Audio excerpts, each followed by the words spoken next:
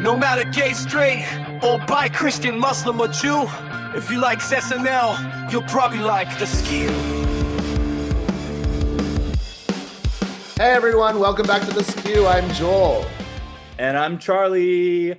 We want to thank you guys. I was hoping maybe for like 20 to 30 views, and we ended up getting a couple thousand. So A couple thousand skews. who knew? Who skew? Thank you guys so much. It was great that we got some people to tune in. Glad there's some other avid SNL fans like us out there. And yeah, there were a few funny comments. Yeah. I thought Oh wait, so let's talk about the comments because I didn't read them because okay. I like to read shit like that Okay, about I'll give you some highlights. So one of my favorites was, is that Cole Connor? It's good to see he has a funny side because I've sure seen every other side of him except that one. Is that annoying evil guy from Below Deck? I hope he's better at reviewing SNL than he is at yachting. And I didn't know that yachting is something that you can be bad at, but apparently I'm bad at it. So let's hope I'm Oh, better at this. Okay, here's a mean one. Just what we need, another Las Culturistas, but with guys who clearly wanted to be on SNL but never could because they're not funny enough. oh. Which I love SNL, but I've never actually wanted to be on it. I don't know about you, but I don't know. I like when I was doing Groundlings when I was going through that school. I was like, I never really like saw it as like a like a goal. yeah, I've just always so looked up to these people. Like I can't imagine ever. Anyway, that's not our goal, guys, just so you know. Yeah. But here's a better one. Love you guys' perspective and passion for the show. Please take a deeper dive into the vintage golden years of SNL. The show just isn't the same anymore. So I thought before we even get into this week's episode, we could talk about at least like one each of our favorite moments. And I had a fun name for this. I thought we could call it Back to the Future.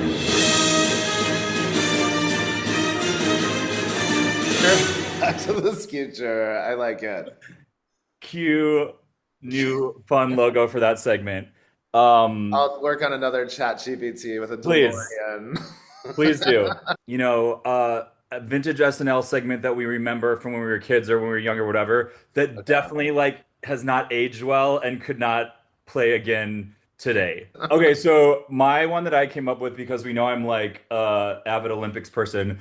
I was obsessed with I think it was in the mid to late 80s, the Martin Short male synchronized swimming sketch. Do you remember that one? I don't remember. Okay, so it was him and Ted Shear, was that his name? And Christopher Guest when they were all on the show. So this is like Okay. going way back to the 80s.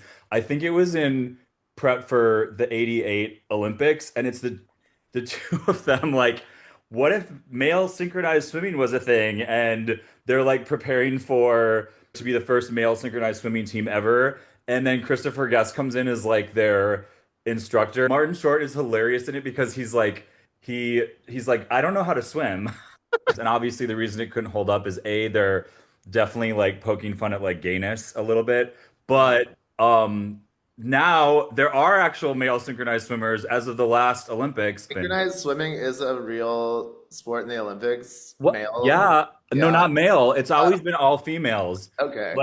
But they were making fun of not just synchronized swimming as a sport. The deck work is so important, like what you do before you get in the pool, and like how you can only touch with the balls of your feet. And it's one of the few times I've seen Martin Short really break for Christopher Guest. I'll send it to you. It's so good. Okay, well, one comes to mind right now when Alec Baldwin hosted, and it's Molly. It's a Molly Shannon. Molly Shannon is it's in a hospital, and he's like in a hospital bed, and she comes in as a clown that comes in to cheer to cheer patients up. Sorry, I haven't even seen this, and I'm just laughing She's just at not that a image. clown, but then like they tell her that she's there to cheer up sick kids, but he is a middle-aged man, and and she's like confused, and they're like, no, he has a really serious condition where he's actually a really little girl. And he just looks like it's the condition that makes him look like a man. She connects and like starts falling in love with him, and she's like, "Oh, why are you a little girl?" She just can't. Okay, so we'll file that under like the Pat files, like ones that like in Maybe. today's like, It's definitely on the Best of Molly Shannon. I had that. I used to watch the Best of Molly Shannon DVD a lot. I love it. But the reason it couldn't work today is because it's kind of like poking Kind fun. of, yeah, it's a little weird. Um, Alec has a lot of things on that list, I think. Like, remember when he was the Boy Scout troop leader with Adam Oh Sandler? yeah, yeah, yeah. Probably I couldn't do actually, as that like either. a young gay kid, found that like strangely kind of almost like a little bit hot, but like Yeah, now looking back at it, it's just so inappropriate. yeah. Okay, well that was a good start for Back to the Studio. So I'm gonna let you, as we both are huge Amy fans, but I think you're even more so. We've been so looking forward to this episode. I So know. I love Amy. Okay, so the cold open. yes. So you Well, and I were wait, wait, talking. wait, wait. Before we start, sorry. I was just gonna say, like, for me, I overall was a little bit disappointed by this episode because I was expecting something huge. It was just very different from last week, and I think it's because I felt like it was more improv-y, not in a bad way, but Amy, to me, there were moments where it did feel like the golden era, but I wanted it to be like her cast doing these sketches with her. There were so many times where I was like, oh, that would have been funny if it was with Will Ferrell, if it was with, and so that to me, seeing her juxtaposed with this new Hmm. cast overall, they weren't meshing as a cast like early 2000s cast really did. That's how I felt. I think the thing was I think we were hoping for more of her characters that she used to do on the show. Yes. So there wasn't a whole lot of that. I predicted that Tina and Seth would come back for update. Which they totally did. I thought maybe Jimmy too, and they did their little what's it called? The joke off Yes. with Michael, With the 13-pound Jay, baby. and That was Janelle. awesome. Of the five of them, the four of them are the longest tenured, weekend update. Yeah, it was So, just so that really was, fun to see them all on the update desk. yeah, it was. I just loved that she got to play so many rude and bratty characters because I think that's what Amy is really good at. And Totally. like some of them hit, some of them didn't. But she, to me, still was the strongest part of every single sketch. And that just proves what a Yeah, reference she she is. just has so much energy and so much like charisma and talent. Yes. She can always hold everybody's attention. I loved how Tina was in the cold open with her Oh my God, as so good. Christine Nome. I predicted that, by the way. Did And I you not tell you? predicted Pamela Bondi. I said that I think the cold open will be Pam Bondi because the political news nowadays is like an SNL sketch already. They I barely even know. have to parody it. When I saw Pam Bondi attacking these senators in this hearing, I was like, this is genius. Although I was thinking that it would be Ashley Padilla who played Pam Bondi in The White POTUS. That's just what Oh, I thought. oh yeah, yeah, yeah. So It's I didn't think it would be Medea. Amy playing her, but Amy was perfect as her. She sort of looks like her. The And makeup yeah, was she's like great. that bratty, rude person. So it's actually the perfect character for her. It's kind of rare for the host to appear in the cold open, right? In this case, it was perfect. And then as soon as Tina came in as Chrissy with that ridiculous makeup, like whoever did her makeup, she barely even looked like Tina Fey, but it was spot on. It was so Yeah. perfect. Just the really long, wavy hair. I loved when she roasting all the senators and she was like, I won't even dignify that with a lie. I love that line. The only thing I thought was a missed opportunity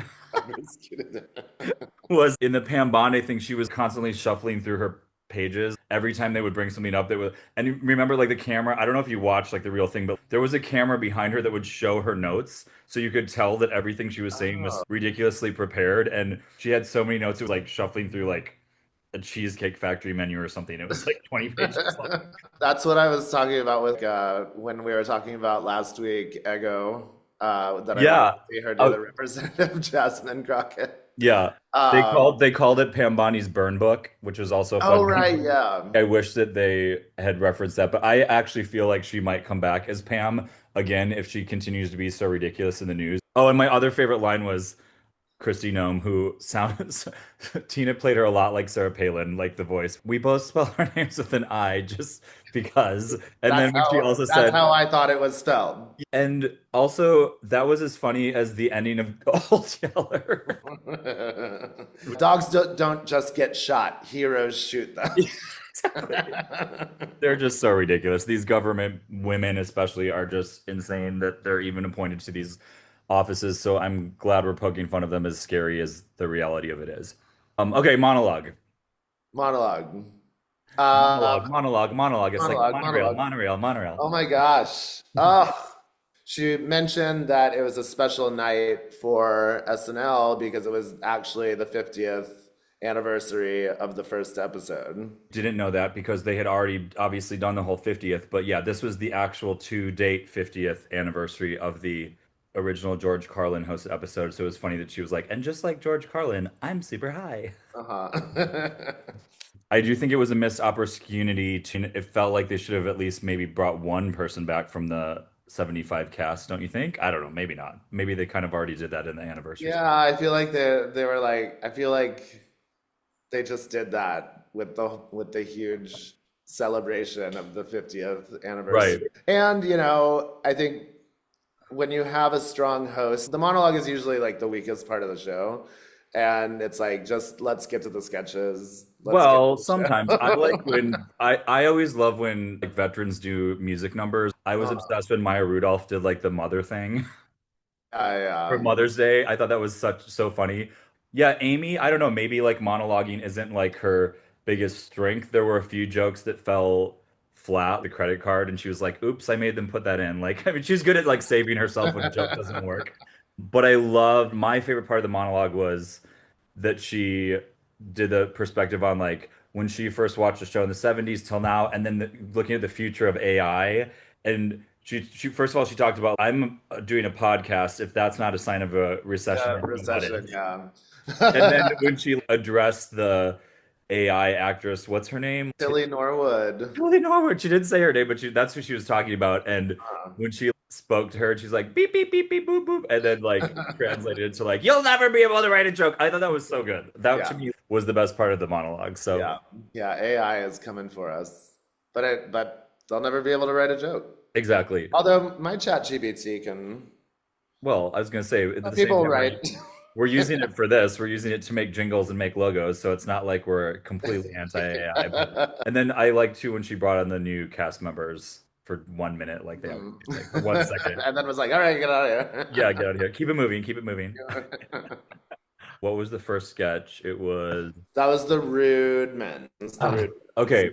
men's. To me, I Ruben, guess it was the Rudemans. Guess. I guess it Sure. was okay, but I Yeah. didn't really like this sketch that much. It was It's kind of lame. hard. So, like, it's hard when it's a sketch where the characters don't want to be there. In Groundlings, when we would write sketches, I remember getting that note, let your characters be excited about what they're doing. I think it works better when the characters are having a good time, or even if they're being assholes, like in a Trump sketch, he's Yeah. enjoying being an asshole. I felt like they were trying to kind of be like, how can we make the new Californians, right? Like, this did not work because Amy is funny, as we mentioned, I already mentioned it being rude and bratty, but the other characters, the other Bowen cast is members, too. yeah, but Um, this is again what I was talking about before. I kept wishing this sketch would have been really funny with like Phil Hartman, Julia Sweeney, Rob Schneider. Like there were so many other vintage SNL people that were like mm, Amy, really good at being rude and bratty. And yeah. to me, that would even Melanie Huxell, Mike Myers, I could have totally seen that sketch working with that cast, but it didn't work to me It with the just new cast. didn't go anywhere. Yeah, It exactly. didn't have anywhere to go. Yeah. So I think we can move So on I from that guess 'cause we can stop talking about it already. I think we should. Yeah. Yeah. I don't want to be rude, but it was bad. The commercial for the non-alcoholic beer Yes, is that it's cute, was funny. cute and funny. I thought it was well written. I think that I like Andrew Dismukes, but I don't think he's seasoned enough yet to like carry a funny commercial like that on his own. Yeah, we can spend another podcast talking about favorite SNL commercials because to me the bar is so high for them. Like when they don't play well, I it stands out to me. The next one was the the law offices of Bilson and Lieberman. That was like one of yeah, that was like Amy being a crazy character, also a drag character, a drag king Which she's character. so good at. She Yeah. is so good at playing lesbian and drag and like Yeah, short. when she was on Las Culturistas, they talked about how like gay men or how feel a connection with her, and she's like, oh, I don't know. She's like, thanks for saying that. They're like, you have to understand.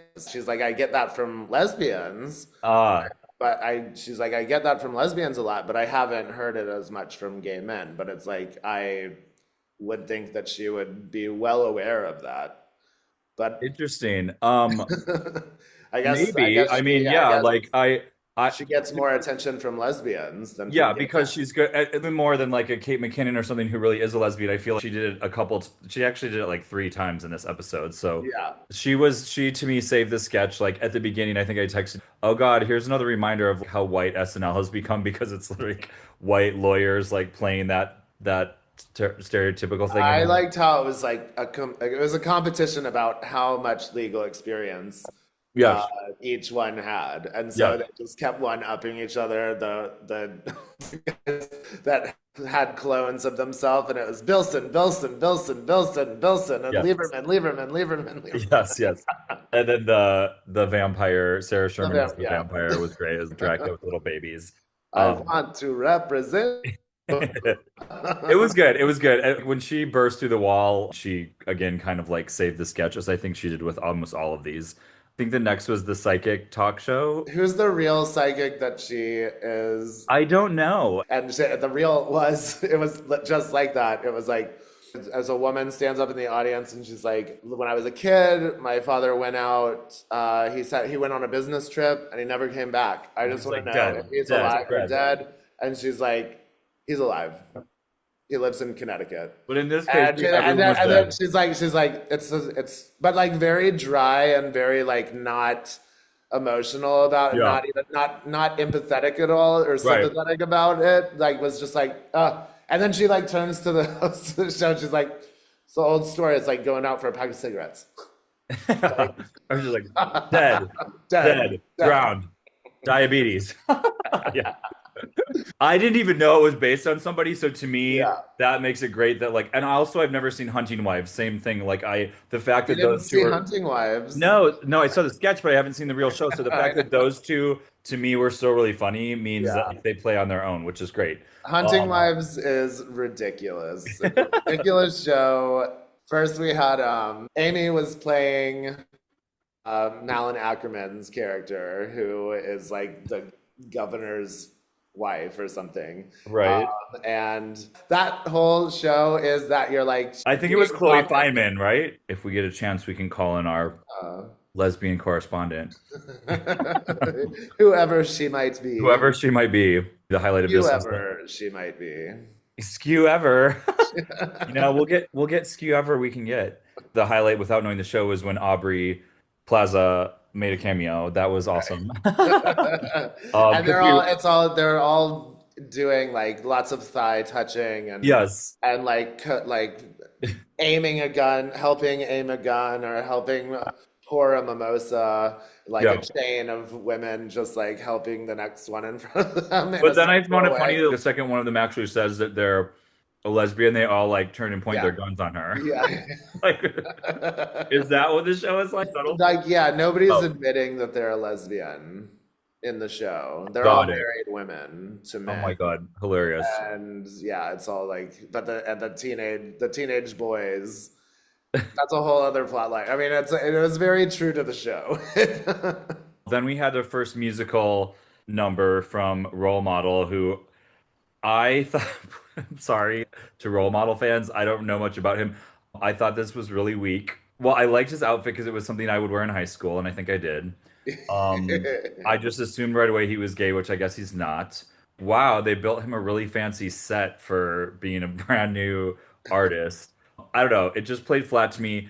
Missed opportunity. I did read that he brings out like a Sally for every time he does this, and like Bowen Yang was actually the Sally. Did you know that when he did it for Jimmy Fallon? No. Yeah, Bowen Yang was Sally, so that's why didn't do it this time. But okay, it was Charlie XCX, which was cute because she's now become kind of SNL famous from her Uh, own double duty. But I thought it should be, especially for the 50th actual anniversary, Sally O'Malley. I like to kick, stretch, and kick. I'm 50. I agree. That Anytime was- to bring back Molly Shannon is an opportunity. Can you imagine her just coming up and like doing her kicks and I'm 50 and everything like during the song? That would have Just completely, pulling up those pants. yeah, that would have just made it.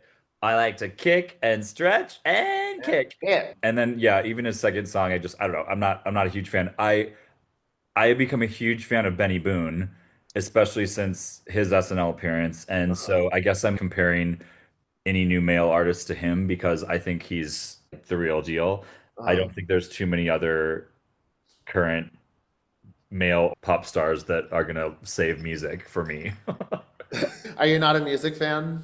I'm a huge music fan, but I'm worried about the state of the industry because Sabrina Carpenter, Tate McRae, to me, You don't like Sabrina Carpenter, who's also doing double duty next week. I don't like her. You don't? Nope, I was going to tell you, I was really disappointed. Sorry, I feel like I'm being negative today, but I was really like blown away by how much she was featured in the 50th anniversary special, considering she's never hosted the show or done anything before. I know she's big with younger generations, and I'm sure that's what Lauren was trying to do. But open the show with Paul Simon. She was featured in the show like 3 times more than anybody.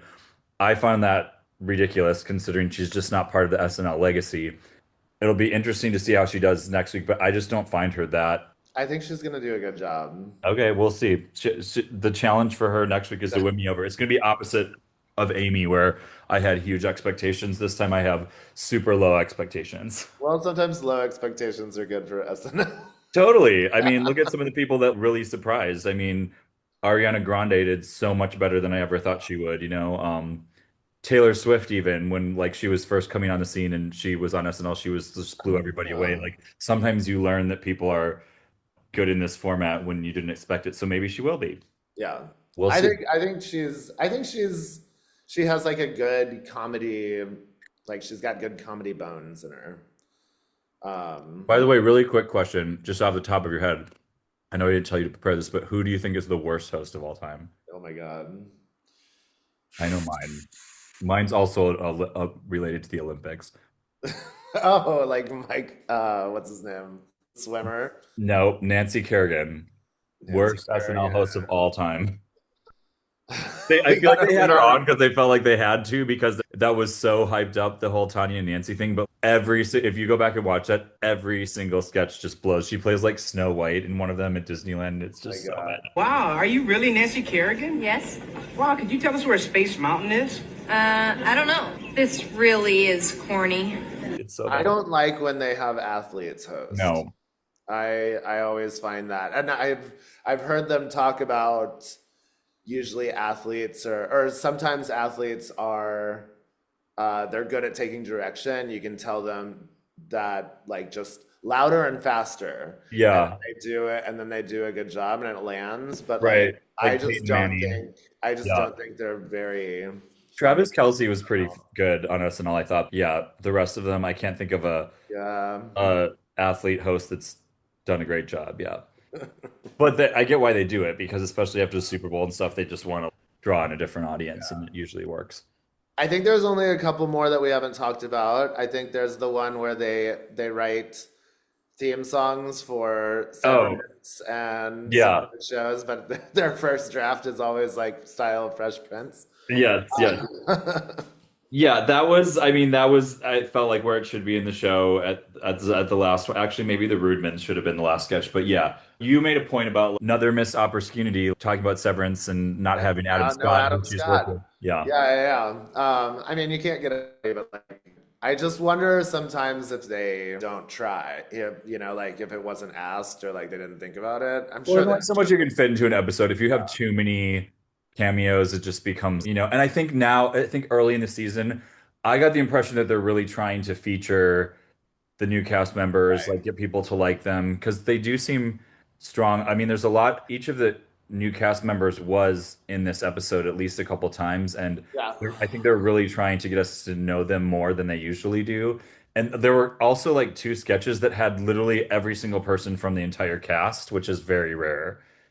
I also know The that birthing baby one, we didn't talk about that one yet, but oh yeah, the work birth. yes, work birth. But what I was gonna say before that is I think they use the new cast members a lot in reels for the show. Like before we started taping this, I was looking through the stuff, and it was like Veronica and Ben talking to role model and like kind of trying to volunteer themselves to be the Sally. But one time we should actually talk about the best cut for time sketches because there's been some really good ones. Betty White is the one that's coming to mind for me. She had like two of them that were. I mean, that show was probably one of the best SNLs The ever. Mother's Day was Betty White. Yes, and Yeah, that's a good like one. even the cut for times were just genius. I also love the goddesses one where they're inventing. Oh my God, yeah, the goddesses one where they're like, this is really stupid. I was like, they spent so much money on this. It looks like really like CG expensive, and they didn't even use it. Like no one's seen that. Even some of the biggest Kristen Wiig fans, like you hadn't seen it, right? I feel Yeah. like maybe it seemed a little familiar to me, but I don't know. You The- texted me and you were like, why is Amy always pregnant? in this Yeah, sketch? she She had to is. be pregnant in a Sometimes she has been really pregnant, and they played off of real pregnancies. But there's also one where she's in the bar and she's knocking. yeah, I love that, and like knocking over people's beers and glasses with her stomach. Weekend Update. It started out slow this time, but obviously the big highlight of Weekend Update was the five of them. We already talked about it a little bit. There were a couple other things that I thought were great. Like I loved the Trump coin with him putting Harriet Tubman in a headlock on the back. Yeah. Awful. And I loved Sarah Sherman as the Rhonda. Rhonda, yeah, She's like, Che, you want some coffee? from Long Island. You want some The woman from Long Island that couldn't vote in the New York election. I feel like Sarah Sherman to me is the new like Kate McKinnon of Update, where all of her characters work really well. Kate, I think one of her first really memorable things was when she was Olia, the Yes. lady on Update, and that's Oh my what Sarah God, Sherman always where reminds she's me of. Where like- I'm like, yeah, where Talking like about how awful things are in Yeah. her village. who let the dogs out? It's like, there are dogs. We want to know who let the dogs out. For real, They're yeah. all over the place. Yeah, like and they're so like, you know, they're like glass in my window. Yeah. What am I, a princess? Like, you know what I have in my windows? Wolves. yes, that was one of her first things, and like Sarah Sherman is really, really good at all of her She's great. Weekend I Update love when characters. Sarah Sherman comes on as herself and talks about something and then calls Colin a Nazi or like a white supremacist, and like makes jokes about like how awful he is. Yeah, Obviously kidding, but Yeah. to make him like it always makes it look like it makes him uncomfortable. and she's good at delivering the dumb jokes that we like. Like, you gone to be kidding me. Yes, yeah. I also loved the AI Epstein party where they put Colin Jost at the Epstein. Yeah. Walking behind Trump and Epstein, like Yeah, and it's like it looked real, and the fact that Che like supposedly did that is just Yeah. so. That's what makes the two of them and work. he's like, well, I don't love that that's out there now. Yeah, exactly. Oh, the Oh Alyssa yeah, and the couple that you so we talked about one of our favorite characters of Amy was with Seth Meyers and the Needlers, the couple that should be Yes. divorced. the couple that, yeah, exactly. And I was like, when I saw the couple that you can't believe is together, I thought maybe the Needlers would make an appearance. Yeah, Because like Seth the Meyers was there. The Needlers could have been like one of their parents or something. Yeah. This isn't the first time we've seen them, Right. Grant and Alyssa. I think they're funny to me though. It's like all about Marcelo. Like It's Jane Wickline and Marcelo. I think Marcelo just carries it, and Jane. I don't know. I'm yet to be won over by Jane Wickline. I get that she's like this super super deadpan, but like I'm really surprised that she survived the show over Heidi Gardner and Ego. Yeah, I like the gag that it's like he's so extroverted and she's introverted, but like Yes. at the end there's always something where like she's kind of naughty. Yeah, like You know? I'll jackal on his lantern. Yeah. Jack-a-lot his lantern. Yeah. Actually, one of my favorite parts of this show is the one where I'm like, where Emo Amy mom. was emo mom. Yeah. I was like emo Gen X mom, but Gen Z, like hanging out with Gen Z people. Yeah, the I couldn't really. perimenopausal woman who ends up. I just think Gen X. She's like she talks Yeah. about it all the time. Yeah. Podcast on Good Hang. It's obviously like it's a Freaky Friday type of. Yes. And I thought that yeah. was, to me, actually the best sketch. It felt like Amy wrote it herself, or it was her idea, or a character she's Very been wanting to Amy. play. And I Yeah. love when she like answers the phone and then like goes right into like mom mode. She's Yes, like, yes. yes, I will get rid of it. I will fix that HVAC because that is important to me as well. Yeah. And then like work sucks and then you die. Throws her fucking phone through a window. Yeah. What was the book name? When a period becomes a comma. I still haven't watched the Dratch Good Hang. Is it good? Oh, it's so good. Good. They love it. They talk It's- about working at an ice cream shop called Chadwick's. First of all, Dratch is saying like, so they had a special for people's birthdays, and they didn't check. A lot of people came and got a free sundae for fake birthdays, and Oh, yeah. and they also had to Classic. say they also had a chant, and it would go something like this. Can you imagine like walking into an ice cream place and it's like Rachel Dratch working? I feel like even before SNL, I would just start cracking up immediately. She's like I told you, like Kristen Shaw, who I went to college with, she's somebody that just like you just start laughing when you look at her. You know? I know. And some they mean people that just in a have really that. nice way. Yeah. Some people just have that. Kristen Wiig's like that too. You and I both are disappointed that we didn't get a Bronx beat. Oh yeah. Yes. Missed opportunity, Bronx Beat for sure. But that would have required Maya, who It would have obviously required my. wasn't available. But well, and also didn't they did Bronx Beat with Linda Richman, right? Am I right? They did a Bronx Beat, and Oh, then Mike yeah. Myers came in as Linda Richman. Oh yeah. So they've kind of like just did that. That was so good, by the way. We just can't get enough Bronx beat. No, I know. That was probably her I most was watching the memorable. one with Katy Perry before the show last night. Oh my God. Yeah. When I think of Amy Poehler's characters, it's like that, the Needlers, Caitlyn. I always remember her as like Dakota Fanning talk show. Dakota Fanning, I love that one. She's just so good at a teenager or a wannabe teenager, if that makes sense. It's a forever 8-year-old. Yes, exactly. Yeah. Overall, great episode. She did totally like the heavy lifting through the whole thing, and that just proves what a great vet she is. So She is amazing. I love Amy. Check out Good Hang if you haven't yet. yes, That's all. That's and really it really is the #1 podcast, right? it is. And just so you know, I mean, I was going to announce this to you, but we are the Skew 100th, Skew 1000th, Skewedy. Yeah, we're up there. We're in, I think, the top 3 million podcasts. Maybe. And that's just after 2 That's episodes. just after after one's been published. But if people really are watching this, please let us know what you want to see. We won't be in it after this one. No, exactly. Let us know, what your predictions are for Sabrina next week. Joel is more excited about that one than I am. And yeah, if you have any other fun skewy things you want us to skew about. Mwah. Bye. Thanks for skewing. Thanks for skewing. If you like SNL, you just might like